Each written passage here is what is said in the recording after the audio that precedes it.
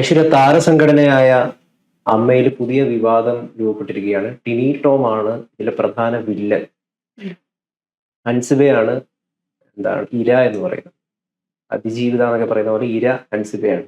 ഹൻസിബയെ ഹൻസിബ ജിഹാദിയാണ്, അല്ലെങ്കിൽ അവര് മതപരിവർത്തനത്തിന് ശ്രമിച്ചു എന്നൊക്കെ വേണ്ടാത്ത രീതിയിലുള്ള പ്രചരണങ്ങൾ ടിനി ടോം നടത്തി.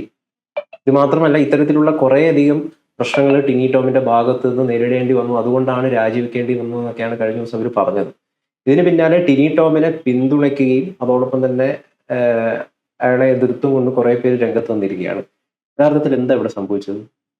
താരസംഘടന എന്ന് പറയുന്ന അമ്മ അഥവാ AMMA അതിനകത്ത് നടന്നുകൊണ്ടിരിക്കുന്നത് ഇപ്പോൾ കുറച്ച് നാളുകളായിട്ട് ഇപ്പോൾ ഒരു സ്ത്രീ തന്നെ അതിൻ്റെ തലപ്പത്ത് വന്നിരിക്കുന്ന ആദ്യത്തെ ഒരു സമയമാണ്. ശ്വേതാ മേനോൻ അതിൻ്റെ ഒരു അധികാരിയായിട്ട് വരുമ്പോൾ ഒരുപാട് മാറ്റങ്ങൾ, അല്ലെങ്കിൽ സ്ത്രീകൾക്ക് കുറച്ചും കൂടി പരിഗണന പ്രതീക്ഷിച്ചിരുന്നു. പക്ഷെ അത് കഴിഞ്ഞ് ഇങ്ങോട്ട് വന്നിട്ടുള്ള പല കാര്യങ്ങളും അമ്മ എന്ന് പറയുന്ന ഒരു വേർഡിനെ പോലും മോശപ്പെടുത്തിക്കൊണ്ടുള്ള കാര്യങ്ങളാണ്. ഇപ്പൊ കഴിഞ്ഞ ദിവസം തന്നെ ഇപ്പോൾ ടിനി ടോമിനെതിരെ അൻസിബ പുറത്തുവിട്ടിരിക്കുന്ന കുറച്ച് കാര്യങ്ങൾ അവർ പറയുന്നത്, അവർ കൃത്യമായിട്ടും പരാതി പറഞ്ഞത് അവരെ ജിഹാദി എന്ന് വിളിച്ചത് മാത്രമല്ല, അവരെ ചേർത്ത് ഒരുപാട് മോശം അശ്ലീല കഥകൾ ഉണ്ടാക്കി അല്ലെങ്കിൽ അവിഹിത കഥകൾ പ്രചരിപ്പിക്കുന്നു എന്ന് കൂടി അവർ പറയുന്നുണ്ട്. പക്ഷേ ഇതിന് ഈ പ്രസിഡന്റ് ആയിരിക്കുന്ന ശ്വേതാ മേനോൻ എടുത്തിരിക്കുന്ന നിലപാട് എന്ന് പറയുന്നത് ഇത് ആസൂത്രിതമായിട്ട് ടിനി ടോമിനെ തകർക്കാൻ വേണ്ടിയിട്ട് എടുത്തൊരു പരാതിയാണ്. അല്ലെങ്കിൽ അവർ മാധ്യമങ്ങൾക്ക് മുന്നിൽ പരാതി പറഞ്ഞതിന് ശേഷമാണ് ഇവർക്ക് ലീഗലി പരാതി അല്ലെങ്കിൽ ഒഫീഷ്യലി പരാതി കൊടുത്തതെന്ന് പറയുന്നു. പക്ഷെ അതിനും അൻസിബ പറയുന്ന വ്യക്തമായിട്ടുള്ള മറുപടി അൻസിബയ്ക്ക് കൊടുക്കാനുണ്ട് അവിടെ.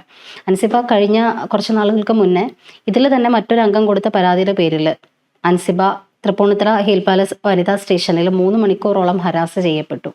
അവിടെ പോയി ഇരിക്കേണ്ടി വന്നു, അവരുടെ ഹരാസ്മെന്റ് സഹിക്കേണ്ടി വന്നു. അങ്ങനെ ഒരുപാട് മോശം അനുഭവങ്ങൾ അവർക്കുണ്ടായി.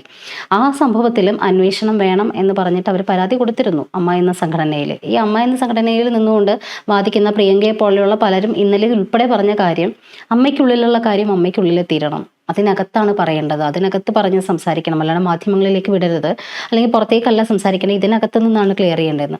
പക്ഷേ ലീഗലി പോയത് തെറ്റാണെന്നല്ല പറയുന്നത്. പക്ഷെ അമ്മയ്ക്കുള്ളിൽ ഈ പരാതി അൻസിബ കൊടുത്തപ്പോൾ അൻസിബയ്ക്ക് പ്രസിഡന്റ് ശ്വേതാ മേനോനിൽ നിന്ന് കിട്ടിയ മറുപടി എന്ന് പറയുന്നത് ഇത്തരം കാര്യങ്ങളിൽ അമ്മയ്ക്കൊന്നും ചെയ്യാനില്ല, ഇത് അമ്മയിൽ പറയേണ്ട വിഷയമല്ല എന്നാണ് ശ്വേതാ മേനോൻ പ്രതികരിച്ചത്.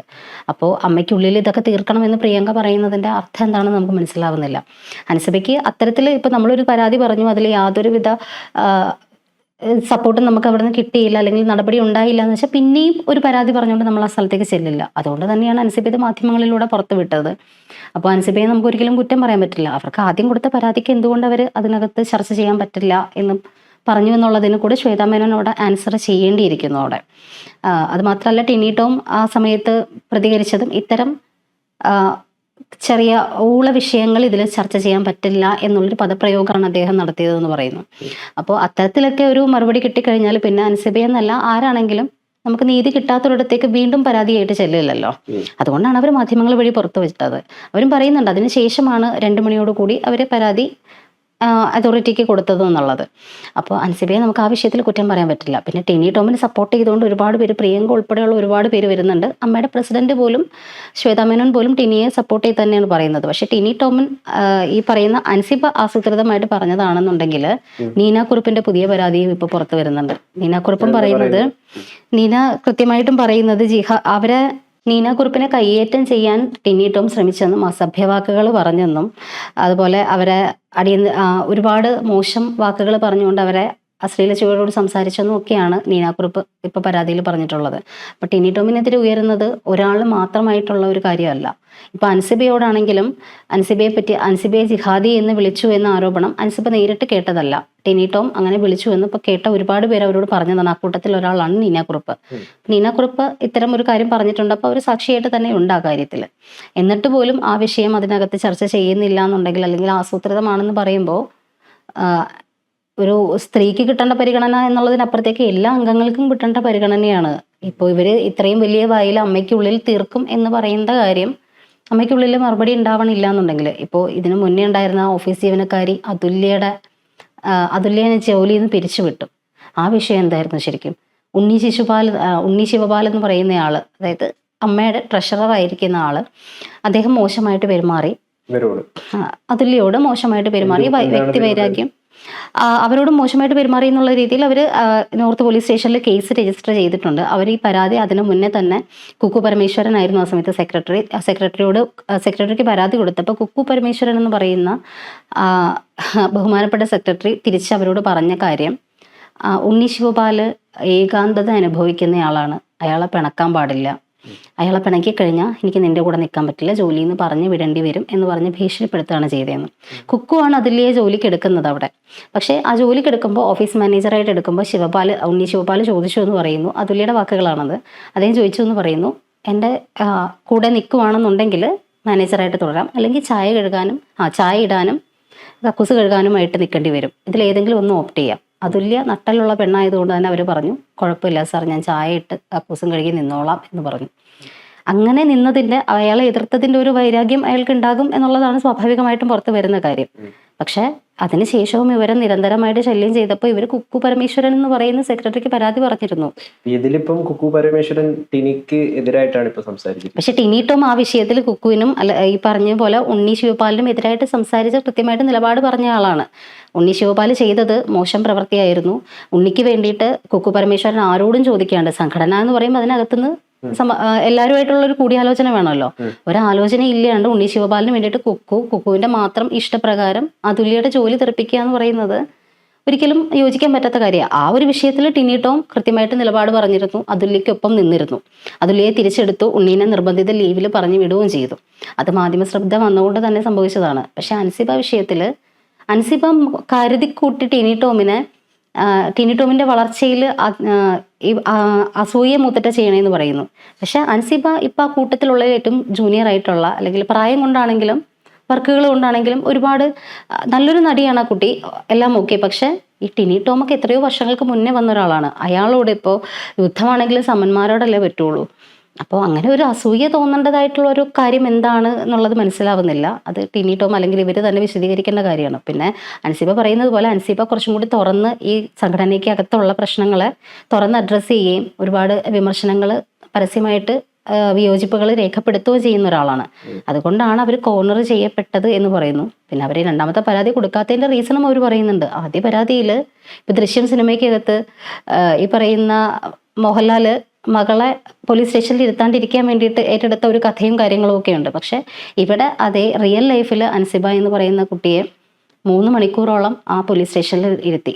അതിനുശേഷം ഒരു വിവരാവകാശ വഴി ചോദിക്കുന്നുണ്ട്, അവിടുത്തെ CCTV വിഷ്വൽസ് വേണം, എന്നെ അവിടെ ഇരുത്തി ഹരാസ് ചെയ്തതിൻ്റെ. നമ്മുടെ കേരളത്തിലെ പോലീസ് സ്റ്റേഷനിൽ, അതും വനിതാ പോലീസ് സ്റ്റേഷനിൽ CCTV ഇല്ല എന്നാണ് അവർക്ക് കിട്ടിയ മറുപടി. അത് ഗുരുതരമായിട്ടുള്ള ആരോപണം തന്നെയാണ്. ഈ പറയുന്ന പോലെ വനിതാ പോലീസ് സ്റ്റേഷനാണ് ഹിൽ പാലസ് പോലീസ് സ്റ്റേഷൻ, നമ്മുടെ തൃപ്പൂണിത്തുറയിലുള്ള വനിതാ പോലീസ് സ്റ്റേഷനിൽ 3 മണിക്കൂർ അൻസിബ എന്ന് പറയുന്ന കുട്ടി അവിടെ ഇരുന്നിട്ട് അതിൻ്റെ വിഷ്വൽസ് അവരെ ഹരാസ് ചെയ്തു എന്നവർ പറഞ്ഞുകൊണ്ട് ചോദിക്കുന്ന ചോദ്യത്തിന് അവിടെ CCTV ഇല്ലെന്നാണ് പറയുന്നത്. കേരളത്തിൽ പോലീസ് സ്റ്റേഷനിൽ CCTV ഇല്ലെന്നാണ് പറയുന്നത്. അതിനെ തുടർന്ന് അവർ ചോദിച്ച എല്ലാ ചോദ്യങ്ങൾക്കും വിവരാവകാശ പ്രകാരം ഒരു മറുപടിയും അവർക്ക് കിട്ടിയിട്ടില്ല, തൃപ്തികരമായിട്ടുള്ള ഒരു മറുപടി.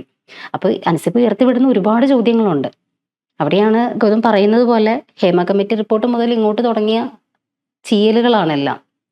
ഒരിടത്തും നീതി കിട്ടി എന്ന് തോന്നുന്നില്ല. ഇതിനകത്ത് ശരിക്കും ഉറപ്പായിട്ടും സ്ത്രീയായിട്ട് തന്നെ ഒരാൾ തലപ്പത്ത് വന്നിട്ട് പോലും സ്ത്രീകൾക്ക് രക്ഷയില്ല എന്നുള്ളൊരവസ്ഥ. ടിനി ടോമിന്റെ ഈ വിഷയത്തിൽ എന്താണ് സത്യാവസ്ഥ എന്നുള്ളത് നമുക്കറിയില്ല. പക്ഷെ അൻസിബയുടെ വാദം കേൾക്കുമ്പോൾ അൻസിബ വെറുതെ കരുതി കൂട്ടി അല്ലെങ്കിൽ ആസൂത്രിതമായിട്ട് ഇവർ പറയുന്ന പോലെ അങ്ങനെ ഒരു ആസൂത്രണം ചെയ്യേണ്ട കാര്യം ആ കുട്ടിക്ക് ഉണ്ടെന്ന് തോന്നുന്നില്ല. പ്ലസ് ഒരിക്കലും ഈ പറയുന്നത് പോലെ എന്തിനാണ് ടിനി ടോം എന്ന് പറയുന്ന വ്യക്തിയോട് അൻസിബയ്ക്ക് അസൂയ തോന്നേണ്ട കാര്യം? അൻസിബയും ടിനി ടോമും 2 ലെവലുകളിൽ നിൽക്കുന്ന ഒരാളാണ്. ഈ സ്റ്റാറ്റസ് കൊണ്ട് അങ്ങനെയല്ല ഞാൻ പറഞ്ഞത്. ടിനി ടോം ഒരുപാട് വർഷങ്ങളായിട്ടുള്ള അല്ലെങ്കിൽ വേറൊരു കാറ്റഗറി ഓഫ് ക്യാരക്ടേഴ്സ് ചെയ്യുന്ന ഒരാൾ, അൻസിബ വേറൊരു കുട്ടി. അങ്ങനെ നിൽക്കുന്നവർ തമ്മിൽ അൻസിബയുടെ ഏത് ചാൻസാണ് അയാൾ തട്ടിയെടുക്കുന്നത്? അൻസിബയ്ക്ക് കിട്ടേണ്ട വേഷം ടിനിക്ക് തട്ടിയെടുക്കാൻ പറ്റുമോ? അല്ല ടിനിക്ക് കിട്ടേണ്ട വേഷം അൻസിബയ്ക്ക് തട്ടിയെടുക്കാൻ പറ്റുമോ? ഒരു അസൂയ തോന്നി എന്നൊക്കെ പറയുമ്പോൾ അതിനൊരു റീസൺ വേണ്ടെങ്കിൽ. അമ്മ എന്ന് പറയുന്നത് വളരെ മനോഹരമായിട്ടുള്ള ഒരു പേരാണ്. പക്ഷെ അത് ഒരു നാറിയ സംഘടനയായിട്ട് സമൂഹത്തിൽ മാലിന്യം പ്രചരിപ്പിക്കുന്ന ഒരു പ്രസ്ഥാനമായിട്ട് മാറുകയാണ്. ഇത്തരത്തിലുള്ള ചീഞ്ഞളിഞ്ഞ വിഷയങ്ങളൊക്കെയാണ് അതിൽ നടന്നുകൊണ്ടിരിക്കുന്നത്. പൊതുസമൂഹം എന്തോ വലിയ രീതിയിൽ ചർച്ച ചെയ്യുകയാണ്. യഥാർത്ഥത്തിൽ എൻ്റെ ഒരു അഭിപ്രായത്തിൽ ഇപ്പം നമ്മളിതിപ്പോ സമൂഹത്തിൽ ഇപ്പൊ വലിയ രീതിയിൽ ഇതിപ്പോ ചർച്ചയാണ്. യഥാർത്ഥത്തിൽ ഇത് ചർച്ച ചെയ്യുക പോലും ചെയ്യപ്പെടാത്ത. പക്ഷെ അവർ പറയുന്നൊരു വേർഡ് ഉണ്ട് ഗൗതം. അവർ പറയുന്നത് അമ്മയ്ക്കുള്ളിലുള്ള കാര്യങ്ങൾ അമ്മയ്ക്കുള്ളിൽ തീരണം.